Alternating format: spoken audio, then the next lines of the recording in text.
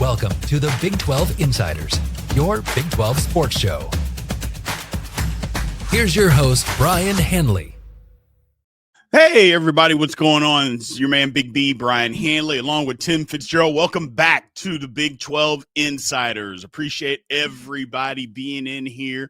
Got a little interesting show for you guys today, man. College football, I think the Big 12's got to get in some different ways. We got to start finding some alternative ways to try to, I guess, break through, get into the game. I mean, look, there's no doubt the Big Ten and the SEC are controlling things when it comes to college football, and they're going to control them for the foreseeable future. It's just the way that it is.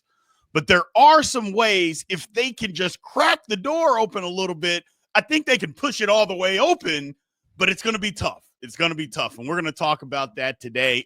But before we do, remember, like, follow, subscribe, continue to get in the comments section like you guys always do, and always hit the notification bell so you know exactly when Big 12 Insiders content comes up. But first, before we start any of that, Tim Fitzgerald, how are you doing today, my man? Doing great, brother. I'm all in on this Big B scrapbook show that we're going to just pick off a bunch of topics. I'm fired up for this. Absolutely. So, I saw that Clemson and Notre Dame, they came to a 12-year deal or agreement, whatever you want to call it, that they're going to play each other for the next 12 years, starting in 2027, going through 2038. I think it's great. It's a big-time rivalry, or it's going to become one. We've seen them play a couple of times over the years, and all been, for the most part, pretty good games.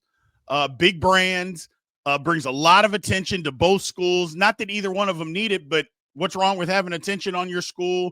I think it's great. I think it is absolutely great what they are doing.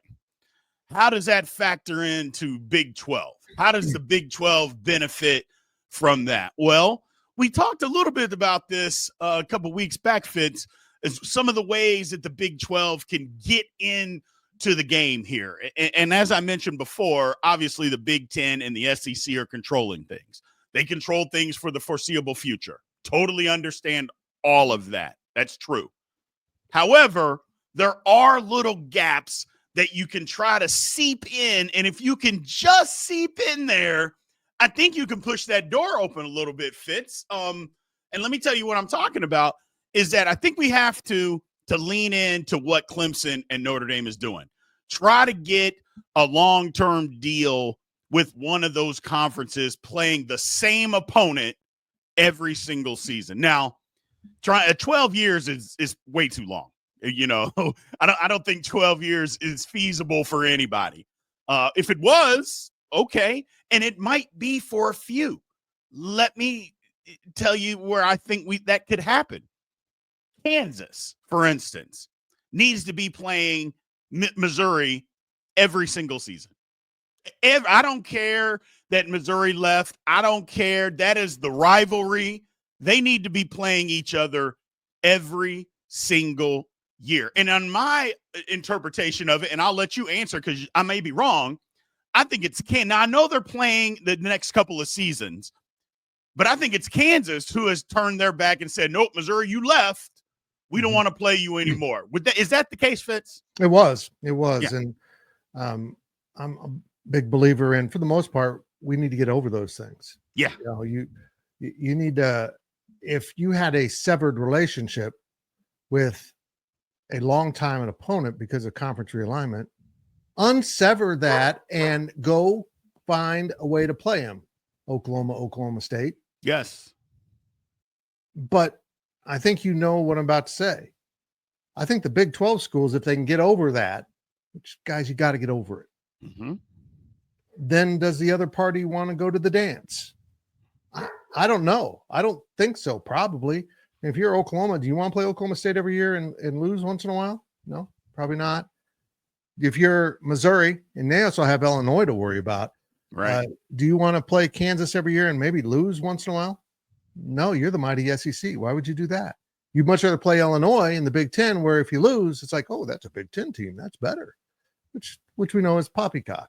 Yeah. So, getting the other party to dance, which has always been my problem. is probably the biggest obstacle here. But the first obstacle is get over it, man. They left, but Nebraska's still a rival of a lot of schools in this conference. Play them if you can, if they'll play. Right. Kansas State, Oklahoma have a long tradition. Play them if they'll play. You just have to reach out. And if you're one of the Pac-12 schools, boy, you got a big slate of schools from which to pick. Mm-hmm. And Oregon and Washington, USC and UCLA. And those now become regional games, which is kind of cool because we don't have a lot of that non-conference anymore where you stay within your region. Yep. To me, just looking at the regional stuff between Kansas State and Nebraska, they got to be playing every year. Or Oklahoma, they got to be playing. One of the two, they got to be playing those schools every year.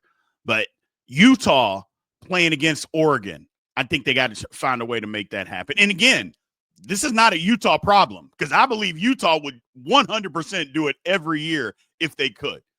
I think that's got to happen. I think Texas Tech has to find a way to get Texas on the schedule. And now, again, that's a Texas thing. Texas doesn't want to do it. The only one, well, I shouldn't say the only one. One of the ones, you mentioned it earlier, Oklahoma and Oklahoma State. Oklahoma State, well, we're never going to play them again. And I'm like, well, you could play them again. Like, you got to get over it. Like you said, it's almost like Oklahoma State. Yeah, we won the last game in the rivalry. Well, okay, that's great. You won the last one, but Oklahoma won like 100 of them to your like 9. So it's not like you own the rivalry, and maybe that's part of it. Maybe Oklahoma State is like, we don't want to play. We won the last one, but yeah, you lost the 50 previous to that or something. I mean, obviously, I'm just talking here. I go, but they didn't win many. I mean, they literally didn't win many. So it's like, we get it. You won the last one, but you didn't own that rivalry. It was absolutely the other way around. So maybe Oklahoma State doesn't want to do that.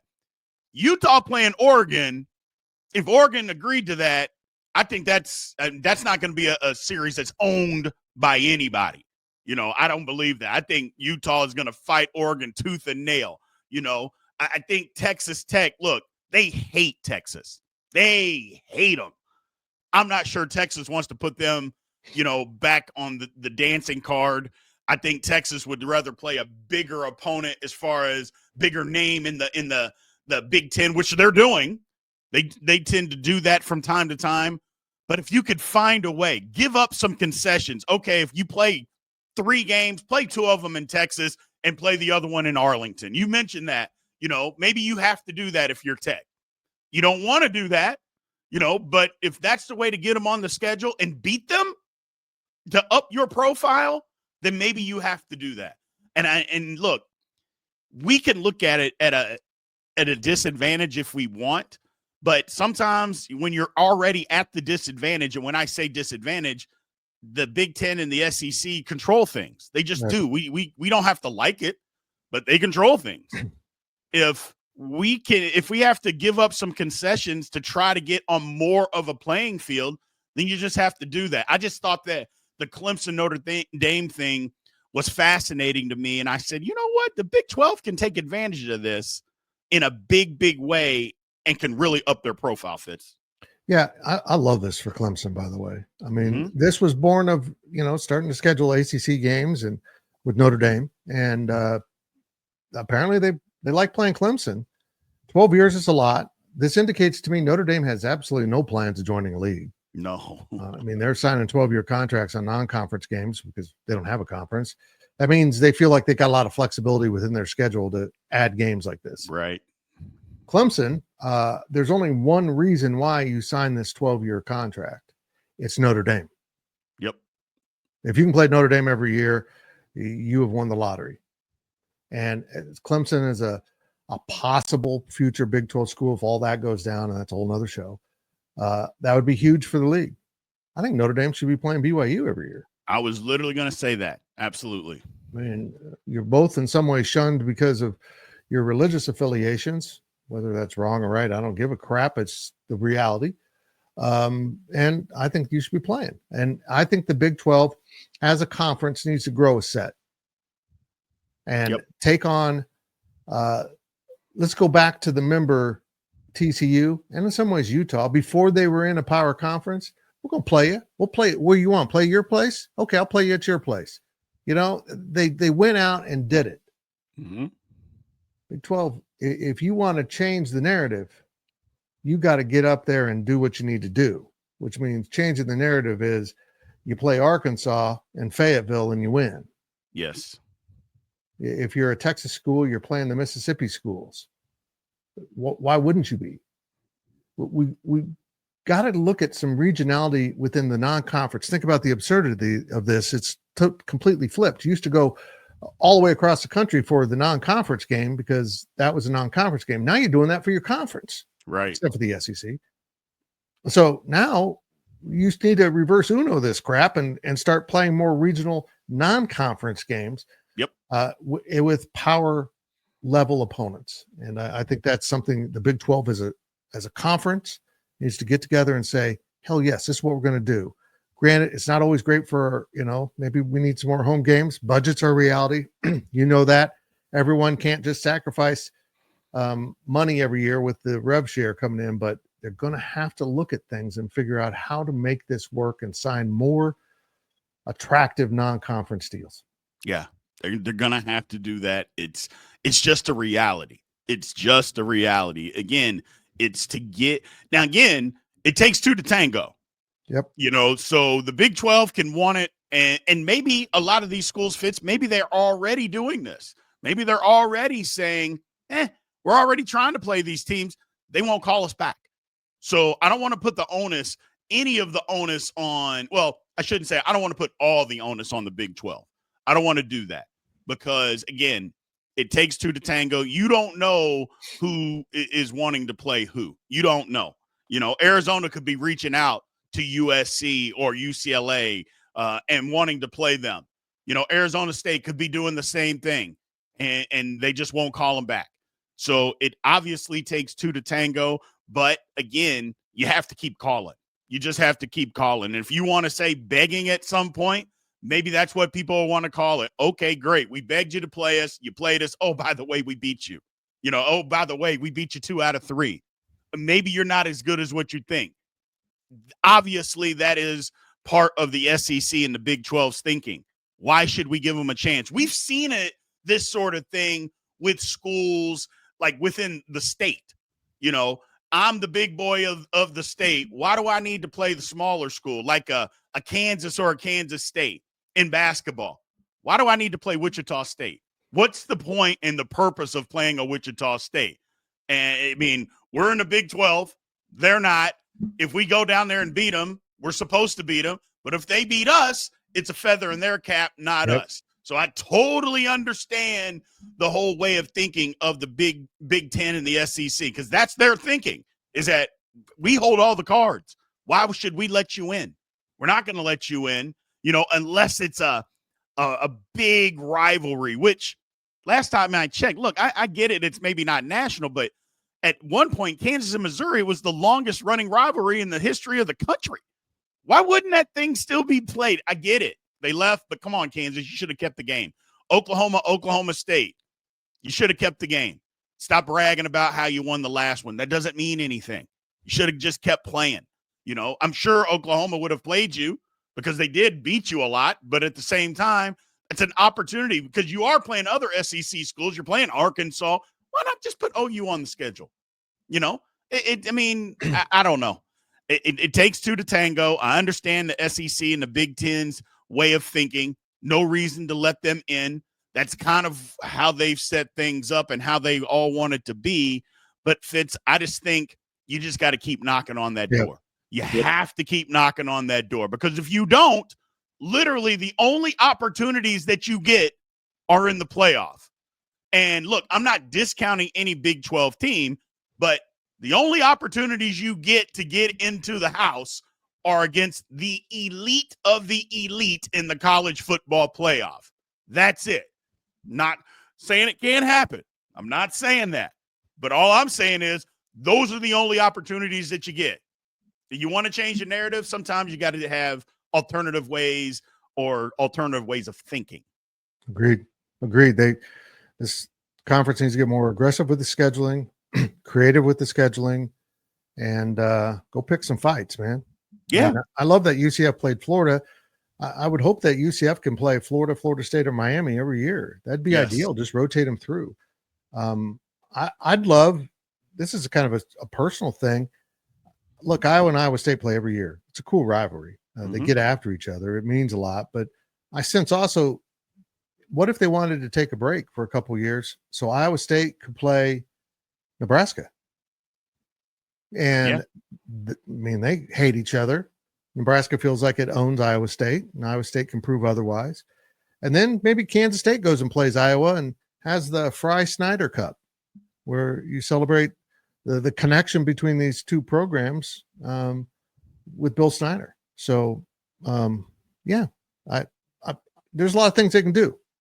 I think we look at scheduling, and let's be honest here, folks.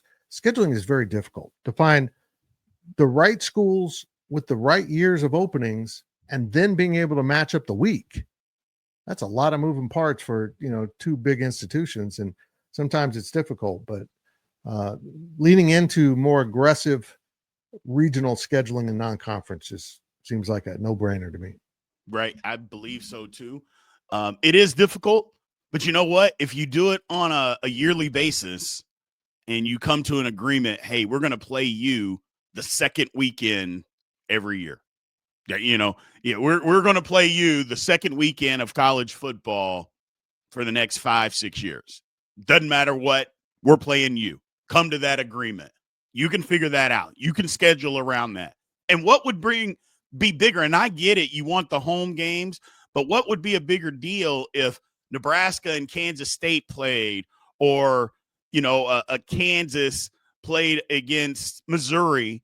What's going to be a bigger draw, having them come every year, or Kansas playing McNeese State, that comes to Lawrence, or, whoever comes to Manhattan, Kansas, or same thing going to Lubbock, Texas? Who would you rather have?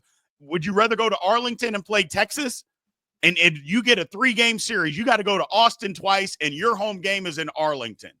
Okay, great. I get it. But you got to play Texas. It's in Arlington. Even if you get a 65-35 split of the Rev in Arlington, which you would probably be able to negotiate that, especially given 2 games to Austin, you'd be able to negotiate that. What would be better for your program? I'm thinking just playing Texas. Then you got to beat them. And that's the second part to all of this, Fitz. You have to beat them. You can't just go and get your head beaten in, because what did that do? But I think that's part of it. Say, give us the opportunity. Okay, we'll give you the opportunity. The second part is you go win. I think the programs kind of take care of itself at that point. Right. The winning aspect, you're not going to win every time, but I think that takes care of itself. And I also believe that's part of the reason that the Big Ten and the SEC don't want to let the Big 12 in, is because they know, well, if we do play them, we're not going to beat these guys every year. We're not going to – it is not going to be just, okay, we're playing them and we're just going to dominate them. Because first off, in the Big 12, who's the low man on the totem pole in the conference? That's going to change. I mean, hell, it changed last year, who everybody thought. So you can't be an LSU and then schedule Oklahoma State thinking, well, Oklahoma State was awful. Well, they might have been awful last year, but the following year, Oklahoma State's a handful. That's the problem with the Big 12 to these other teams, is that you don't know who the cupcake is. And that's what they would try to do, Fitz. They're going to want to schedule a cupcake. Well, who's the cupcake? I mean, who is it in the Big 12? It would be tough to try to figure that out on a year-to-year basis, which is also in the mix. That's something that maybe a lot of people don't think about, is that you can pinpoint the cupcakes in the Big Ten, in the SEC. You know who those are. Who's the cupcake every single year in the Big 12? Well, you think it's going to be a Houston? Well, good luck with that in 2 years. Good luck with Houston. You think it's going to be UCF or West Virginia? They got new coaches? Good luck with that in 2 or 3 years. You have no idea, Fitz, where the cupcake's going to be, and I think that's part of the problem. Yeah, exactly. They want to know what they're getting into. And, the worst thing for, the worst thing for a school that perceives itself as superior to do is to schedule someone that is a lot better than their level of respect that they're given. And that's going to be true across the Big 12. Mm-hmm. I mean, there's so much disrespect because you're in the Big 12. The coaches know. Coaches know. Correct. You can say we're the SEC or the Big 10 and they're the Big 12 and we should win, but we're watching the film and these guys can block and tackle and run and throw and do all the things we do and do it pretty damn well. So this is not an easy win. I don't expect any of this to happen because of the Big 10 and SEC being cowards and not wanting to risk anything. They just want to play each other and keep that, level of incest going so they can never prove that any conference is as good as them. That's how I expect this to play out. Yeah, I do too. But like I said, maybe groveling gets involved, or look, and that's the only way that I think that the tables can be turned. I mean, we can play a bunch of ACC teams all we want. Is that going to move the needle? I don't think it will, Fitz. I mean, Kansas State can schedule a Louisville or a Clemson or Florida State. I mean, you can do those kinds of things, but is that really going to move the needle in the grand scheme of things of college football? I don't think it does. And I think that's why you have to try to pinpoint the Big 10 and the SEC, because otherwise all you're doing is you're beating a conference that a lot of people think the Big 12 is already better than the ACC. Yeah. So how does that help you? I don't think it would. Well, and plus you schedule some ACC teams. It might be in your league. You might be right staring back at the Arizona, Kansas State non-conference / conference game if you aside from the ACC. But yeah, I think just getting more creative with non-conference scheduling is essential. And I understand what they want to do. They want to have a patsy, which is typically an FCS team. They want a decent group of 6 or whatever the number is now. I've lost count. Team to come in, and then you want one power conference team. That's pretty much how everyone wants to schedule. Now, make it happen. And I just want to point out again, my affection for West Virginia, because they got the biggest set in the conference. Oh, we have rivalries with both these teams. We'll play them both. Mm-hmm. They'll typically play 11 power level games, which should be rewarded in some way in the selection process, but it isn't. I think the number of power league games you play should be a factor in selections and your strength of schedule, but it doesn't seem to be, which is complete BS. Yeah, absolutely. Changing gears here real quick. Brett Yormark got a 3-year extension to his contract, Fitz, running through 2030. It was his original 5-year deal when he signed on in 2022. I think it was June of 2022. And then got a 3-year extension. I think it's justified. I think Brett Yormark has done a good job. He picked up the pieces when the Big 12 was about to be left out.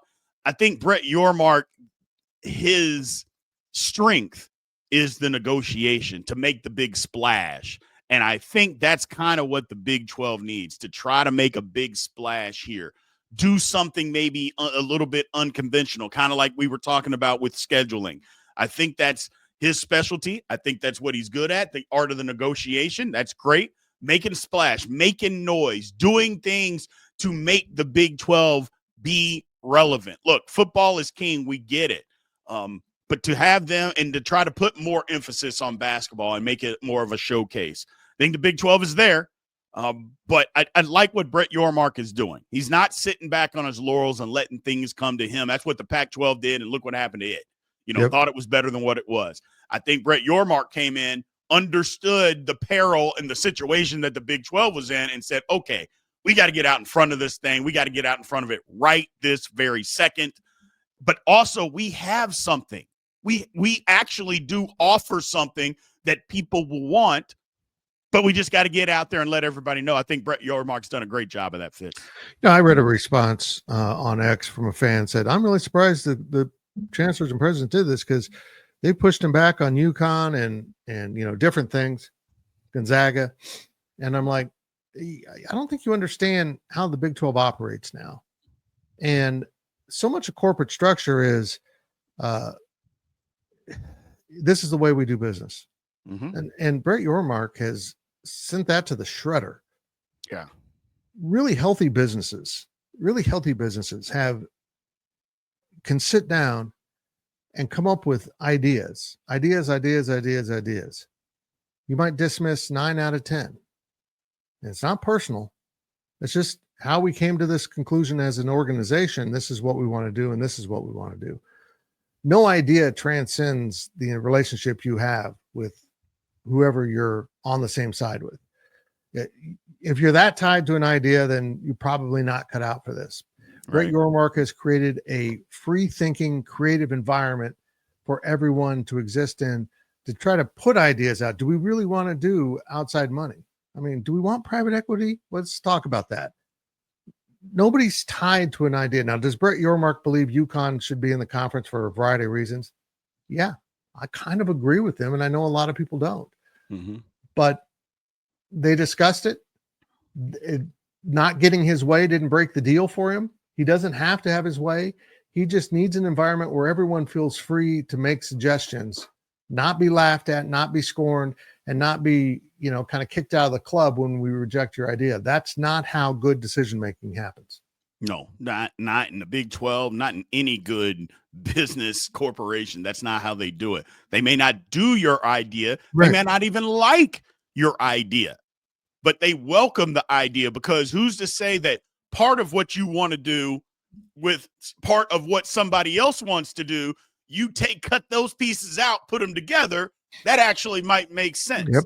That's how business gets done. It's not all of this idea. Okay, great. Doesn't make sense. Nope, we're not going to do it. All of this. Well, what if you do like this idea, but you like a piece of another one? Oh, you know what? We can integrate that.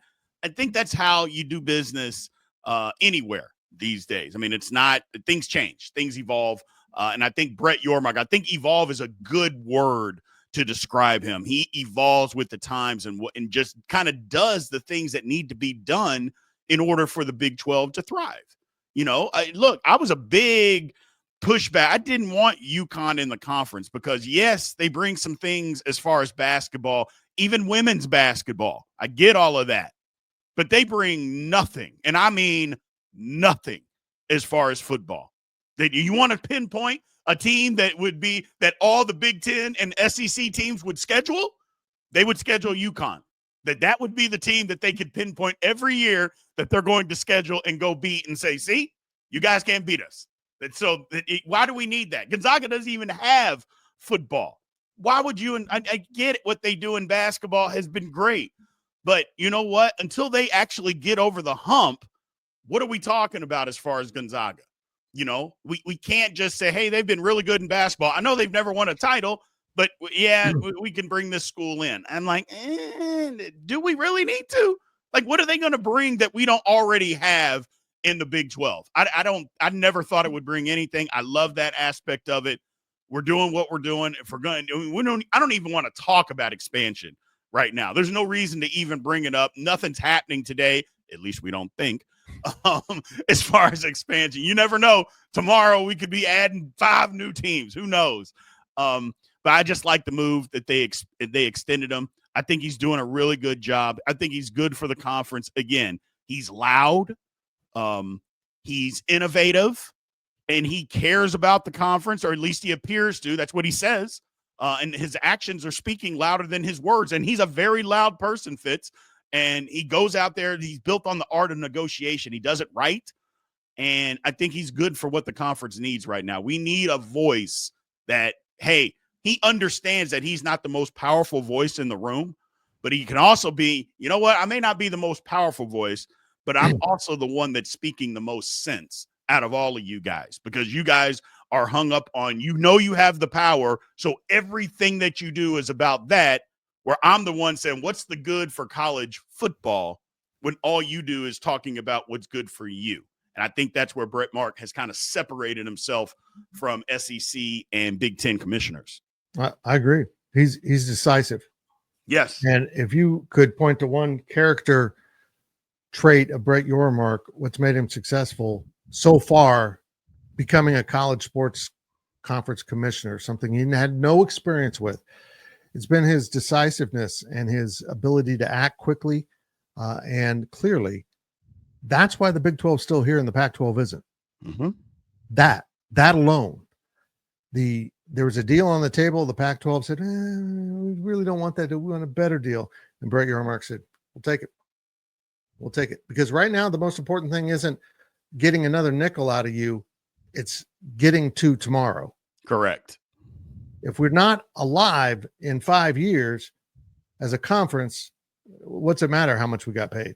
That's right. So he took the deal knowing that this is his time period to start proving things as a conference, which, gets back to what we opened with. And the next deal is the one that's going to be really interesting.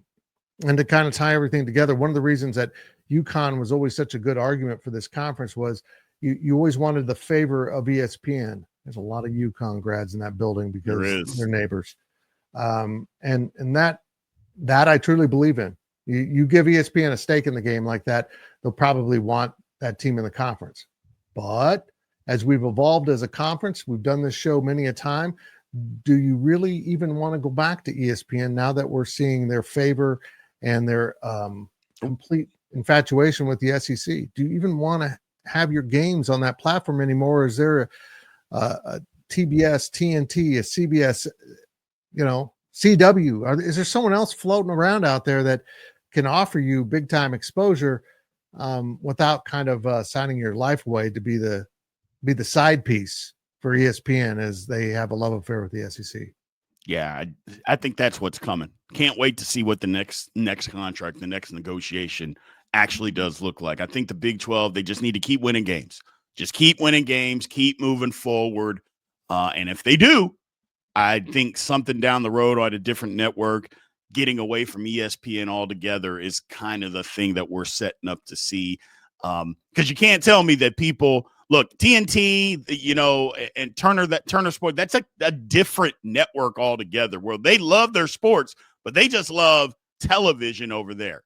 They don't have sports on all the time over there. It's like, look, we'll watch the sport when it's on. I said, but you know what? How many other eyeballs would a Big 12 be able to garner by going over to TNT and having college football games on Saturday afternoon? And what do you think TNT would rather do? You know what? We get a couple of eyeballs by playing rerun movies, even really popular movies. But if we put a college football game on, oh, yeah, that's going to garner a heck of a lot more. Or you put a college basketball game on, that's going to garner more eyeballs. I think they're ready to take the next step. I think that's where the Big 12 can go. Now, there's been another development in all this. I did something at our site about it. It's something that's going mostly unknown or unseen by a lot of people. Nielsen has redone its entire metric of how it collects data for college football viewing. They did. And the immediate reaction coming from Nielsen is what they've done is that they're expanding the number of measurements. Any survey, whether it's political or TV ratings, there's some chance in there and they're not that accurate. Well, when you're only doing a couple thousand viewers or whatever Nielsen was doing, are you really getting a good picture? And they finally come to realize, one, we're not asking enough people and we're asking too many people in urban settings. Right. Two, we also don't calculate in streaming in any way. And now they will. Mm-hmm. Their immediate reaction was when they ran this against previous years, the ratings for rural schools that don't sit in a big metro area like a Kansas State or Stillwater or Oklahoma State, there's a lot of them. Their ratings didn't go up. They went up a lot. They were being undermeasured dramatically. That's huge for this conference if that comes through. Yep. If that actually makes something happen. So we'll see if that can all tie in here with how things are going. Folks, everything Brett Yormark's doing is aimed at that next negotiation, whether it's making ESPN pay big time or going to a new partner. But I can tell you this, if you're a new partner and you have this new way of measuring your CW, your Turner, you're all in, because now maybe you feel like the numbers aren't going to be, I don't want to say it this way, but fixed. ESPN knows exactly what games to game the system with, and they'll get high Nielsen ratings. They think it's because everyone's so infatuated with these teams, but in many cases, just because that's where the Nielsen has been measuring. Maybe they have too many TV things in measurement systems in Ohio. I don't know. We'll find out. It's going to be a really interesting season in TV ratings because I think it kicks in this fall. Yeah, absolutely. I'll be looking forward to seeing that. But more importantly, looking forward to some football. Yeah. So we got a little ways till we get there, but it's just we got to get there. We got to get there soon. So I appreciate everybody, man. Thank you guys again for tuning in. Remember to like, follow, and subscribe. Continue pushing towards that 4,000 number. We're wanting to try to get there before the season starts. So appreciate everybody. We will talk to you guys soon. Thank you for watching the Big 12 Insiders, your Big 12 sports show. This has been a Spirit Street production.